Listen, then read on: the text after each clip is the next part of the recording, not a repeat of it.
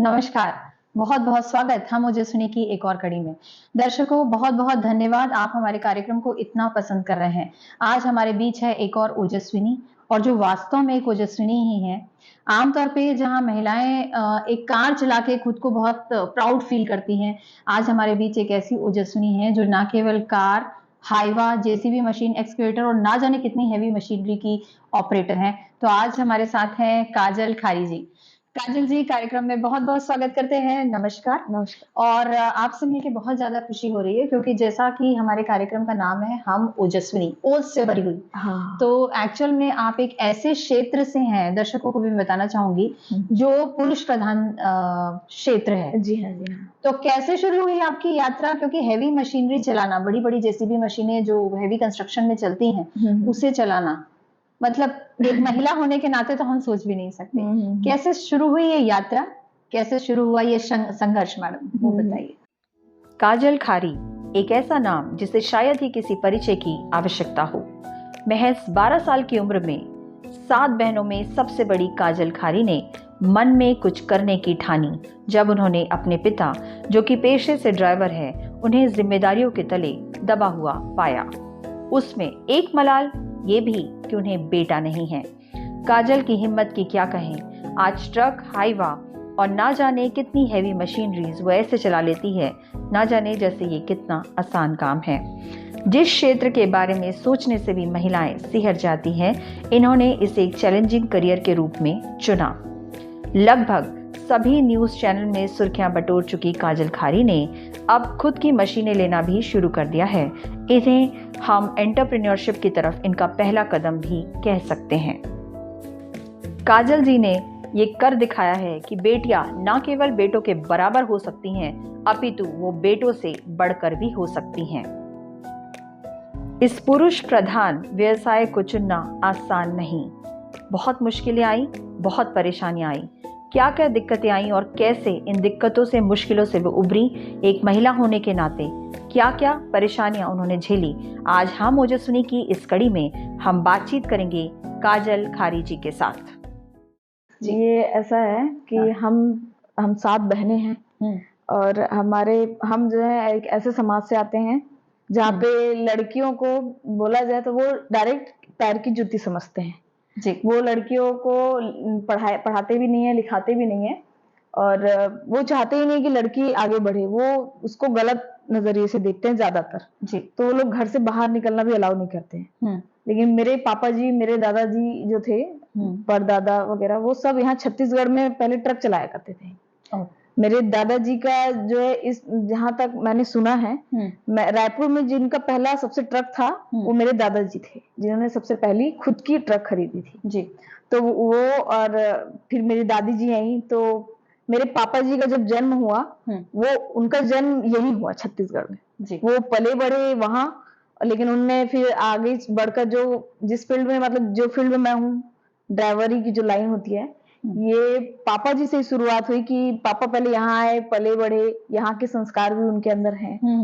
तो यहाँ की बहुत सी चीजें पापा के अंदर थी, तो वो नहीं चाहते थे कि मेरी बेटियां ही बेटियां हैं। वैसे भी वो भी चाहते थे पहले थे कि मेरा एक बेटा हो जो वंश आगे बढ़ाए। वहाँ के लोगों की सोच ऐसी होती है कि बेटी हो ना हो, बेटा होना जरूरी है। तो वो भी चाहते थे कि उनका बेटा हो। पहला बेटा हुआ मेरे से पहले, वो मगर एक्सपायर हो गया किसी वजह से। जन्म लेते ही खत्म हो गया था। और उसके बाद में लगातार हम बहनें ही बहनें हुई। जी। बेटियां ही तो बेटियां आप लोग टोटल 7 बहनें हैं? 7 बहनें हैं हम। और आप कौन से? मैं पहले नंबर की हूँ, सबसे बड़ी हूँ मैं। जी। जी। और उसके बाद में 7वें के बाद 8वां एक बेटा हुआ था। जी। मगर वो 5.5 साल का था। उसके बाद उसको एक बीमारी हो गई थी जिसका इलाज यहाँ नहीं मिला। यहाँ नहीं, यहाँ के छत्तीसगढ़ के बाहर भी काफी इलाज कराए, इलाज नहीं हो पाया। आप 7 बहनों के बाद में वो बेटा था? जी हाँ। ये भी एक सोच बताती है दर्शकों समाज की कि 7 बेटियों के बाद भी एक पिता को या एक परिवार को इंतजार होता है एक बेटे का, जिसके लिए वो ना केवल माँ के स्वास्थ्य को जोखिम में डालते हैं, अभी तो ये हमारे समाज की एक छोटी सोच को भी दर्शाता है। तो जैसा कि आपने कहा कि वो भी नहीं रहे। जी हाँ। फिर कितने वर्षों से आप इस क्षेत्र में हैं काजल जी? मैं जहाँ तक मेरे को याद है, मैं 10 वर्षों से ज्यादा हो गए हैं मेरे को। जी। करीब 12 वर्ष हो गए हैं। और मैं जब पढ़ाई कर रही थी, 8वीं की क्लास में थी मैं, तब मैंने बाइक चलाना सीखा था सबसे पहले। जी। मोटरसाइकिल चलाती थी मैं, तो मैंने कभी स्कूटी नहीं सीखी, मैंने डायरेक्ट बाइक सीखी जी। और साइकिल, उसके बाद डायरेक्ट बाइक। तो बाइक के बाद में ऐसा था, हम लोग क्या है, बहने हैं, तो पापा चाहते थे कि बेटा हो, और उनकी पूरी फैमिली चाहती थी कि बेटा होना चाहिए, तभी वंश आगे बढ़ेगा। क्योंकि पापा जी कमाने वाले एक थे और खाने वाले थे कम से कम उनको मिला के 10, और हमारे यहाँ ड्राइवर्स होते हैं, वो भी वहीं रहते थे। तो वो खुद अकेले काम कर करके ना वो चिड़चिड़े होने लग गए थे, कि उनको सोच में आ गई थी, मन में थी कि अगर मेरा एक कोई बेटा होता तो अच्छा होता, वो मेरा काम संभालता। क्योंकि उनका क्षेत्र भी वैसा था मैडम। हाँ वो जी। एक जैसे आप बता रहे हैं ऑपरेटर और ड्राइवर लाइन के जी थे। हाँ जी। तो हम तो ये कल्पना भी नहीं कर सकते यहाँ बैठकर कि हमारी बेटी आगे जाके इस जी तरह के हाँ। क्षेत्र में आएगी, या इतनी बड़ी ट्रक चलाएगी, या इस तरह की बड़ी बड़ी मशीनें जी चलाएगी। हाँ, जी हाँ, जी हाँ। आज जिस समाज में हम रहते हैं वहां तो अगर हम बाइक ही चलाते हैं तो ही उसे कहा जाता है कि एक मर्दानी जैसा जी शब्द हाँ। यूज किया जाता जी है। हाँ। तो मैम, जैसा कि आपने बताया कि ये 12 वर्ष, लेकिन आप तो काफी यंग हैं। हाँ जी, मैं 24 वर्ष की हाँ हैं जी, गिन के अभी आप। 25 लग गया आज मेरे जी। को। और दर्शकों, एक और बात हम बताना चाहेंगे काजल जी के बारे में। आज काजल जी का जन्मदिन भी है, तो काजल हाँ जी जी। सबसे पहले तो बहुत-बहुत आपको बहुत जन्मदिन थैंक की यू, बधाई। जी। थैंक यू, बहुत-बहुत जी, धन्यवाद। Have very happy birthday. जी। जी। तो इतनी कम उम्र, और आप बता रही हैं कि 12 साल हो चुका है। जी हाँ। तो इतनी छोटी एज से वो अंकुर कैसे आया? वो होता है ना मैम कि देख-देख के, जब पापा जी का चिड़चिड़ापन देखे, उनका जो पूरा स्ट्रेस होता था, पूरा गुस्सा जो होता था, वो जी। घर पे निकलता था, मम्मी पे निकलता था, हम पे निकलता था।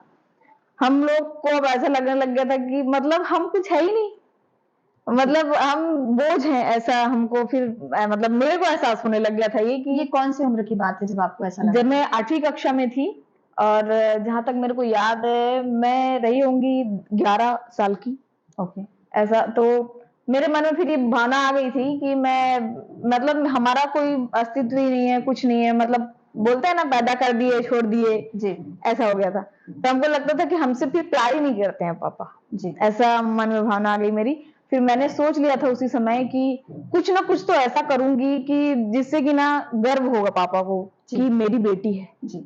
जो चीज़ उनको कलंक लगती है और उनके समाज को लगती है, मैं ये नहीं बोल रही कि पापा जी की गलती है। जी। पापा जी की कोई गलती नहीं है इसमें, क्योंकि उनका समाज, उनका कल्चर जहाँ वो पले-बढ़े हैं, जी। वही वैसा है। तो फिर मैं चाहती थी थिंक बदले, तो मैंने इसी वजह से धीरे-धीरे पापा को बिना बताए, मैंने 5 साल तक अपने पिताजी को बिना बताए मशीन सीखी। 5 सालों तक मैंने अपने पापा जी को पता नहीं लगने दिया कि मैं गाड़ी चला लेती हूँ।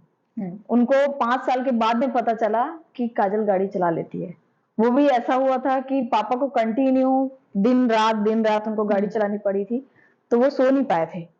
तो वो फिर आए घर पर, और मम्मी को भी पता था कि पापा जी बहुत परेशान है करके, तो उन्होंने बोला आप खाना खाओ, थोड़ी देर सो जाओ, उसके बाद काम पर जाएंगे। ऐसा करके नाइट शिफ्ट करते थे पापा। हम लोग मिट्टी का काम कर रहे थे उस समय। तो ट्रक ड्राइवर होते थे, कभी ऑपरेटर होते थे, लेकिन कभी ऐसा होता था ट्रक ड्राइवर है ऑपरेटर नहीं है, कभी ऑपरेटर है ट्रक ड्राइवर नहीं है।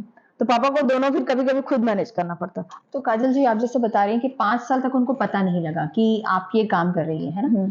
तो किससे सीख रही थी आप ये गाड़ी चलाना? मैं बोलूँ तो मेरे पिताजी को भी अभी भी वो मशीन चलाने में एक्सपर्ट नहीं है मेरे पापा जी। उन्होंने ट्रक चलाई है बचपन से ही जी। और वो आज बहुत अच्छे, बहुत एक्सपर्ट ड्राइवर हैं ट्रक वगैरह में। लेकिन मैंने सबसे पहले हाईवे ही सीखा था, ट्रक चलाना सीखा था जब करीब कुछ साल पहले जब वोटिंग चल रहा था जिस दिन, तो मैं पापा जी के साथ में पहले ना ऐसे ही हंसी मजाक में खेलते-खेलते में मैं उनके साथ ट्रक पर जाया करती थी कि पापा जी हम भी चलेंगे करके। कभी वो रेती घाट चले गए तो मैं उनको देखती थी कि वो क्या करते हैं, कैसे चलाते हैं। तो देख-देख के ना मैं समझ चुकी थी कि कौन सा चीज़ क्या काम करता है। कभी प्यार से पापा जी ये कैसे करता है? तो फिर पापा जी मेरे को बता दिया करते थे। तो फिर ऐसे-ऐसे जब पापा मम्मी वोट देने के लिए गए तो घर पर कोई नहीं था, बच्चे-बच्चे थे हम। तो फिर मैं उसी दिन ट्रक स्टार्ट की और लेकर निकल पड़ी। और उस समय ऐसा था जहाँ मैं रहती हूँ वहाँ ज़्यादा भीड़-भाड़ वाला इलाका नहीं था वो, खाली था काफ़ी। तो मैं ट्रक लेके निकली तो लोग बाग कुछ लोगों ने देखा। किस क्षेत्र में थी आप? मैं अमलेश्वर में थी उस समय। जी। अमलेश्वर में वोटिंग चल रही थी उस समय। तब मैं गाड़ी चलाकर आई, घुमा कर ले आई, अपनी बहनों को भी बैठा कर लेके गई थी एक दिन को, और उनको बैठा के लाके गाड़ी वैसी की वैसी जैसे खड़ी थी मैंने वैसी खड़ी कर दी। और फिर मेरे को मालूम था कि पापा जी आएंगे और वो जान जाएंगे करके। तो मैंने झाड़ू लिया, पूरा जो टायर का निशान था वो सब मैंने झाड़ू से मिटा दिया। काजल जी, जब मुझे ध्यान है, जब मैं एक्टिवा चलाना सीख रही थी, जो एक बहुत छोटी सी गाड़ी होती है, सेल्फ स्टार्ट होती है, तो भी इतना डर लगता है। इतनी बड़ी डेयरिंग कि आपने ट्रक को यहाँ से वहां कर दिया। तो क्या मैं मानूं कि वो जो ओज होता है वो जन्म से आता है, जिसके में होता है? हाँ, क्या होता है ना, हम लोग देखो गुर्जर हैं, मैं गुर्जर समाज से आती हूँ, तो वहां के लोग होते ही हैं ऐसे। लेकिन बेटियों के अंदर ना मेरे को ऐसा है मेरे थिंक में कि पता नहीं क्यों मेरे को आज भी लोग बोलते हैं, मेरे फॉलोवर्स भी यही बोलते हैं कि तुमको बेटा होना था। जरूर तुम बेटा हो रही थी, वो गलती से तुम बेटी हो गई, ऐसा बोलते हैं। मतलब काजल जी, मैं तो सुन रही हूँ आपकी कहानी, और हमने काफी चैनल्स में आपकी कहानी सुनी है, लेकिन आज मैं 1 to 1 आपसे बात कर रही हूँ। तो आपको देख के एक जो बेहद संवेदनशील नारी होती है, उसकी एक छवि मुझे नजर आ रही है, लेकिन इतनी बोल्डनेस और इस क्षेत्र में आना, मतलब वाकई आप बधाई के तो पात्र हैं ही। तो मैम, इसके साथ ही ये भी पूछना चाहूंगी आपके साथ, आप ऐसे क्षेत्र में हैं, जैसा मैंने पहले भी कहा था कि पुरुष प्रधान क्षेत्र है, और ना केवल पुरुष प्रधान क्षेत्र है, ये जो ड्राइवर या ऑपरेटर या कंडक्टर, ये सारी चीजें जब हम बात करते हैं तो हमारे मन में, मेरे मन में जो एक इमेज आती है, मैंने इस प्रोफाइल के काफी लोगों को भी देखा है, तो बहुत अच्छे स्तर की भाषा या बहुत अच्छे स्तर के लोग हमें नहीं देखने को मिलते हैं। वो भाषा, या अगर मैं बहुत खुले तरीके से कैमरे के सामने कहना चाहूँ तो ये एक ड्रिंक करके गाड़ी चलाते हैं लोग, या ये सब सुनने में आता है, कई बार देखने में भी आता है। कैसे ये सब चीजों से आपने डील किया, क्योंकि ये बहुत मुश्किल है। जी हाँ, बिल्कुल। आप उस क्षेत्र में ही आ गई हैं। हाँ जी। तो कैसे उन लोगों से डील किया, वो भाषा को कैसे मेंटेन किया, वो सब हमारे श्रोताओं दर्शकों दोनों को बताइए। जी। एक्चुअली क्या होता है ना, मैं हूँ नरम दिमाग की, मेरे पापा जी कहते हैं मेरे को, तो गुर्जर जरूर है लेकिन गुर्जर लोग होते एकदम गर्म दिमाग के, तू नरम दिमाग की है। तो मैं क्या करती हूँ ना, मैं मानती हूँ प्यार में बहुत बिलीव करती हूँ मैं, कि प्यार से हर चीज हो सकती है। प्यार में बहुत शक्ति होती है, बहुत ताकत होती है। तो मैं हर चीज सबसे पहले कोशिश करती हूँ, 1 बार नहीं, 2 बार नहीं, 3 बार कोशिश करती हूँ कि वो प्यार से हैंडल हो जाए। अगर कोई बड़ी बात हो गई है तो जब प्यार से नहीं होती है तब कोई दूसरा रास्ता निकाला जाता है जी। लेकिन अभी तक हो गया ऐसा बहुत कम हुआ है, ज्यादातर चीजें जो है वो प्यार से हैंडल हो गई हैं। जैसे ड्राइवर्स होते हैं, जब अल्कोहल ले लेते हैं ना, तो उनको खुद का ही नहीं पता होता कि वो क्या बोल रहे हैं, क्या कर रहे हैं। तो मैं, अगर मेरे सामने ऐसा कुछ दिक्कत होता है तो मैं डायरेक्ट उनको छुट्टी दे देती हूँ, भैया आप जाओ, छुट्टी है आपकी करके। पहले इतनी दिक्कत होती, जब मैंने गाड़ी चलाना नहीं सीखा था ना, तो पापा जी परेशान रहते थे, फिर उनकी गाली गलौज चालू हो जाती थी, काफी लड़ाई हो जाती थी, मारपीट भी हो जाती थी। तो ये सब देखते हुए ना मेरे दिमाग में आया था कि पापा की जो मेन दिक्कत है ना, अगर मैं वही दूर कर दूं तो, ये मेरे दिमाग में उसी समय खटक गया था कि मैं मेन जो दिक्कत है ना, उसको अगर मैं दूर कर दूंगी ना, तो ये जो बेटा बेटी वाली दिक्कत है ये भी खत्म हो जाएगी। तो फिर मैंने वहीं से शुरू किया था, और फिर मैंने धीरे धीरे करके चोरी छिपे जब गाड़ी सीख ली मैं, तो मैंने मेरे अंदर इतना डर था पापा जी के लिए। तब की बात है जब आप 11-12 साल की थी? जी हाँ जी। तो मैं जब डरती थी, क्योंकि अभी भी है, हम सभी बच्चे हैं तो हम लोग पापा से डरते हैं जी। तो पापा जी के सोचते थी कि पापा को अगर बताऊंगी तो पापा जी हो सकता है मेरे को बहुत डांटे कि ये कोई बच्चों का खेल नहीं है, किसी को कुछ हो गया तो नहीं बताया इस वजह से मैंने। लेकिन मैंने अपनी मम्मी को बताया था जी। मेरी मम्मी काफी सपोर्ट की मेरा, तो उन्होंने मेरी हेल्प की कि तू चला, वो सब मैं संभाल लूंगी। जैसे पापा सोते थे मैं और मम्मी चले जाते थे। काजल जी, एक बात बहुत मर्मस्पर्शी आपके मुंह से मैं सुन रही हूँ कि पापा को बेटे पसंद थे, बेटियां उतनी पसंद नहीं थी। मतलब पसंद थी, लेकिन एक समाज के दायरे में रह के। लेकिन जब से इंटरव्यू स्टार्ट हुआ है आपका, हम आपके मुंह से सिर्फ पापा पापा और पापा सुन रहे हैं जी। तो ये है एक बेटी जो जिसे पता है कि उसने अपने पापा की समस्या को समझा, और ना केवल समझा, वो जान रही है कि इतनी सारी प्रॉब्लम्स है, उसके बाद भी हम देख रहे हैं कि आधे घंटे से जितनी देर से हम ये बातचीत कर रहे हैं, सिर्फ इनके मुंह से पापा और पापा निकल रहा है। तो मैं इनके पापा के लिए स्पेशली कहना चाहूंगी कि आपको गौरव होना चाहिए कि ऐसी ओजस्विनी आपके घर है। तो मैडम, आगे हम कंटिन्यू करेंगे कि इस तरीके से आप डील करती थी कि उनको छुट्टी दे देना या इस तरीके से, लेकिन आसान तो नहीं होता, फिर कैसे मैनेज करती थी? और वो ऐसा ही है, और समाज को कैसे मैनेज? आज तो ठीक है, हाँ, आपको इतनी अप्रिसिएशन मिल रही है तो आपके समाज ने और बाकी लोगों ने आपको एक्सेप्ट किया है, लेकिन आमतौर पर जब महिलाएं क्षेत्र पे आगे बढ़ती हैं और इस तरीके का काम करती है, तो सबसे पहले मैं बिचिंग वर्ड यूज करूंगी, जो पीठ पीछे लोग करते हैं जी। और बहुत ही जैसे एक महिलाएं कुछ इस तरीके के क्षेत्र में आती है ना, सबसे पहले उसके चरित्र पे बात होती है ना, कैसे इससे आपने डील किया? देखिए और जहाँ तक मेरा थॉट है, मेरा मतलब मैंने जहाँ तक, बोलते हैं ना बच्चे जो देखते हैं वही सीखते हैं, उनको जिस आकार में ढालोगे वो उसी आकार में ढलते जी हैं।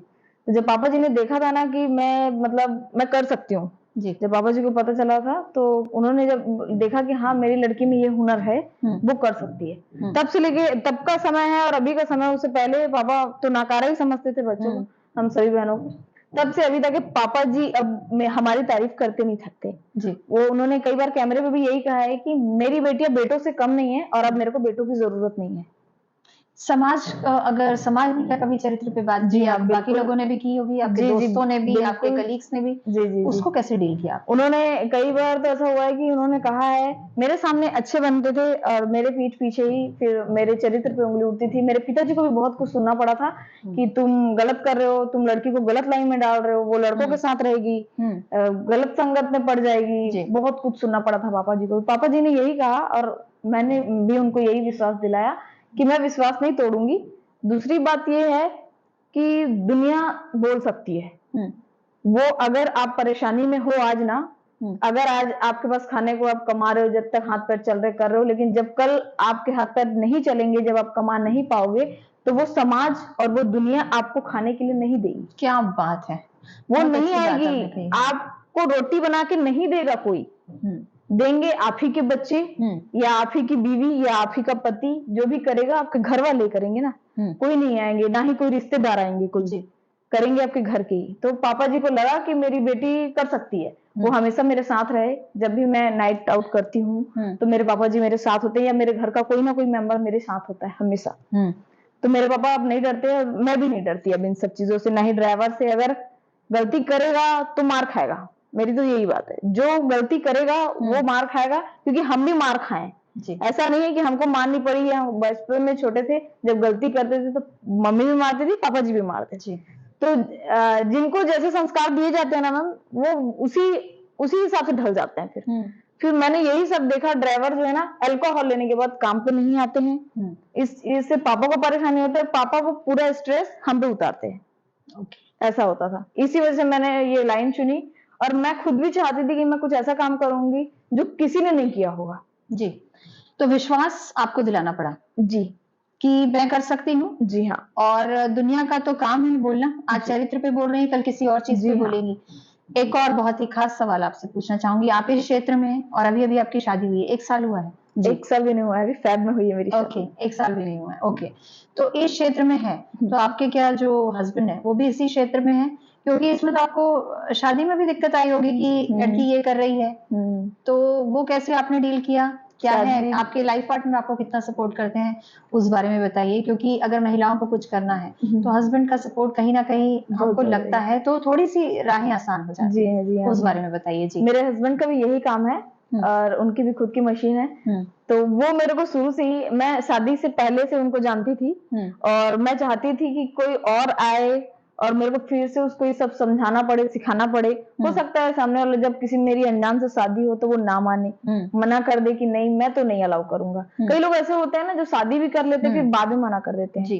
तो इसीलिए मैं ये सब नहीं चाहती थी, इसलिए मैंने पहले से बोल दिया था कि मैं काम तो नहीं छोड़ूंगी और इन सब चीजों में मेरे हस्बैंड मेरे हमेशा साथ खड़े रहे हैं और वो मेरे को बहुत सपोर्ट करते हैं। आपके क्षेत्र के ही हैं वो भी? जी हाँ, मेरे ही क्षेत्र के हैं, उनकी भी खुद की मशीन है। जी, मेरे को जब काम होता है, कभी उनकी मशीन खराब हो गई, कुछ हो गई, तो मैं उनके पास भेज देती हूँ, गाड़ी लेके चली जाती हूँ। और जब मेरे को जरूरत होती है या मेरे पिताजी को जरूरत होती है तो वो भेज देते हैं अपनी मशीन। जी, तो सफर शुरू हुआ था एक ऑपरेटर के रूप में।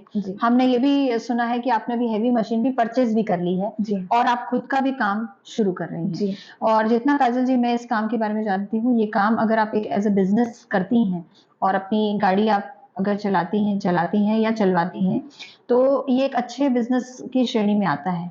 तो एक ऑपरेटर से स्टार्ट करके हम तो आपको एक एंटरप्रेन्योर भी आप बोल सकते हैं कि आप अपना खुद का भी काम कर रही हैं। तो अब तो आपको बिजनेस भी लाना पड़ता है, तो डील कैसे करती हैं? वो बिजनेस लाने के लिए आप कहाँ जाती हैं, कैसे मैनेज करती हैं? और बिल्कुल इस क्षेत्र से इस क्षेत्र में आना कैसा लगता है?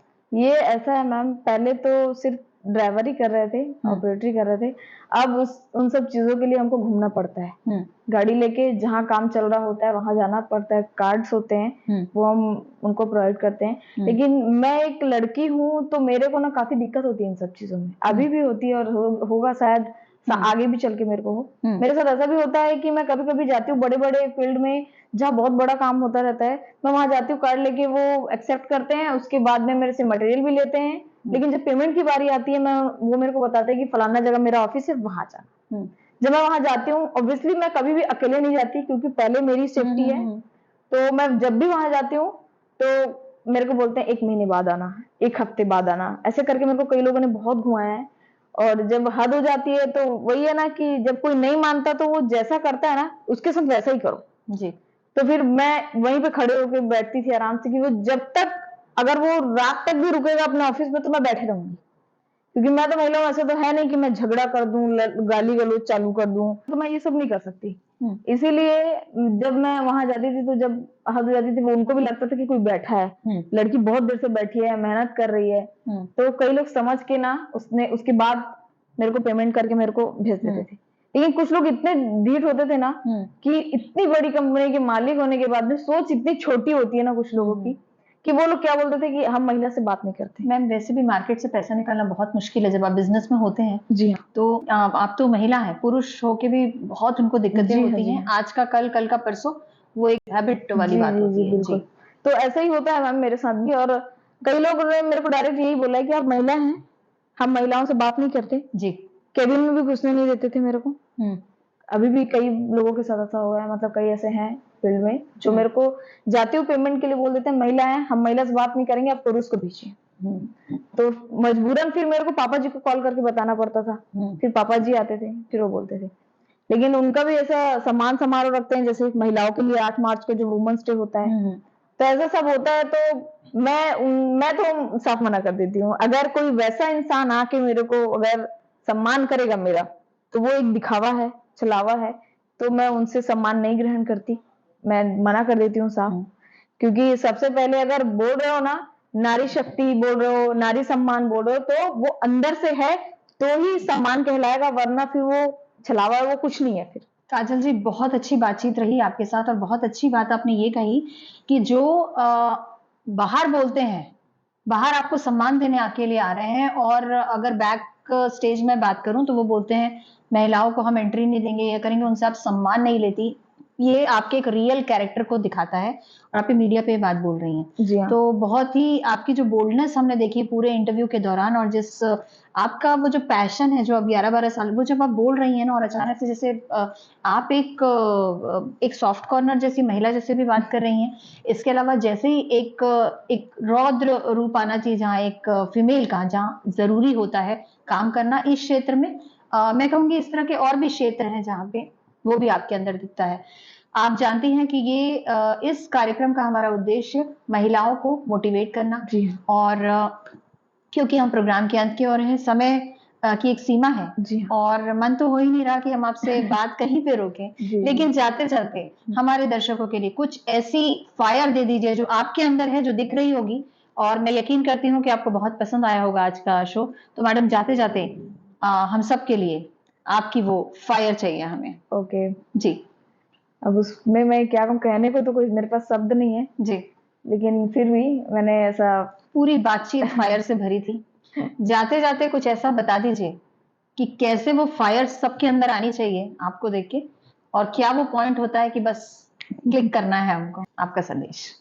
कई जीत बाकी है, कई हार बाकी है, ये तो जिंदगी का सार है, अभी मंजिल बहुत दूर है, अभी मंजिल बहुत दूर है, ये तो एक पन्ना था, अभी तो पूरी किताब बाकी है। क्या बात है मैडम, और ये पन्ना ही इतना जबरदस्त था तो पूरी किताब क्या होगी। जी नहीं, जब पहला पन्ना अगर अच्छा है, तो जब कोई किताब का पहला पन्ना पढ़ता है ना, वहीं से शुरू करता है कि मैं आगे किताब पढ़ूं या नहीं पढ़ूं, वहीं से शुरुआत होती है ना उसकी। क्या बात है। काजल मैम, हम पूरे इंटरव्यू के दौरान, ये कोई स्क्रिप्टेड इंटरव्यू था नहीं जी, जिस धारा प्रवाह तरीके से आपने सारी बातें बताई, और उससे ये बात समझ में आती है कि जिसने भी संघर्ष किया है जीवन में, वो जब बोलेगा तो आग बरसेगी और बिल्कुल फायर निकलेगी जरूर और ऐसी ओजस्विनियां हमारे कार्यक्रम के लिए निकलेंगी। जरूर बहुत मजा आया मैडम आपसे बात करके, और मैं एक्चुअल में अपने दर्शकों को बोलना चाहूंगी, ये रियल ओजस्विनी है, इसे कहते हैं ओजस्विनी। ऐसी कोई आग अगर आपके अंदर है तो उसे जगाइए, बनिए अगली ओजस्विनी हमारे कार्यक्रम के लिए। उम्मीद करते हैं कि आज की जानकारियां, आज की ये कहानी आपको बहुत पसंद आई होंगी। काजल जी, आप हमारे शो पे हमारे बुलाने पे आई, इतना समय दिया, इसलिए आपका बहुत बहुत धन्यवाद और नमस्कार ma'am. Thank you so much. Thank you और जाते जाते wish you very happy birthday thank you once so again. Much ऐसी ओजस्विनियां ईश्वर और भी दे हमें। बिल्कुल दर्शकों, उम्मीद करते हैं जैसा मैंने कहा कि आपको आज की कहानी बेहद पसंद आई होगी। आने वाले अंकों में ऐसी ही नई कहानियों के साथ उपस्थित होंगे। अगर आपके पास है ऐसी ही कहानी तो कांटेक्ट कीजिए हमारे ईमेल आईडी पे, हमारी टीम आएगी आपके पास। नमस्कार।